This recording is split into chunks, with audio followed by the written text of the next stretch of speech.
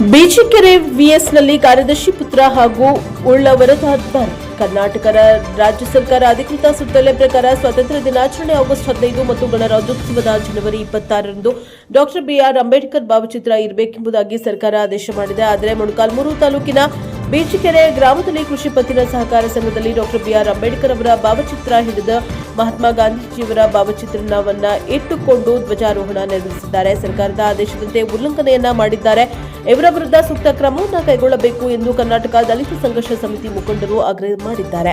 ಕಾರ್ಯಕ್ರಮಗಳು ಹಾಗೂ ಶಾಲಾ ಕಾಲೇಜುಗಳಲ್ಲಿ ರಾಷ್ಟ್ರಪಿತ ಮಹಾತ್ಮ ಗಾಂಧೀಜಿಯವರ ಭಾವಚಿತ್ರದ ಜೊತೆಗೆ ಸಂವಿಧಾನ ಶಿಲ್ಪಿ ಡಾಕ್ಟರ್ ಬಿಆರ್ ಅಂಬೇಡ್ಕರ್ ಭಾವಚಿತ್ರವನ್ನು ಕಡ್ಡಾಯವಾಗಿ ಇಡಬೇಕೆಂಬುದು ಡಿಎಸ್ಎಸ್ ಸಂಘ ಆಗ್ರಹಿಸಿದ್ದಾರೆ.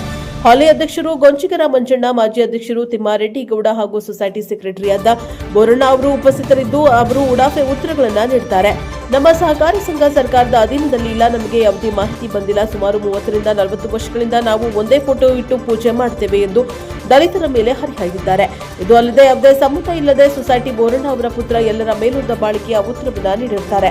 ಈ ಘಟನೆಗೆ ಸಂಬಂಧಿಸಿದಂತೆ ಗ್ರಾಮದ ದಲಿತ ಮುಖಂಡರು ವಕೀಲ ನಾಗರಾಜು, ಗಾರ್ಮೆಂಟ್ಸ್ ಚಂದ್ರಣ್ಣ, ಕುರ್ಸಾನಿ ತಿಪ್ಪೇಶ, ಭೀಮಾ ಹರೀಶ್ ಹಾಗೂ ದಲಿತ ಯುವಕರು ಆರೋಪಿಸಿದ್ದಾರೆ.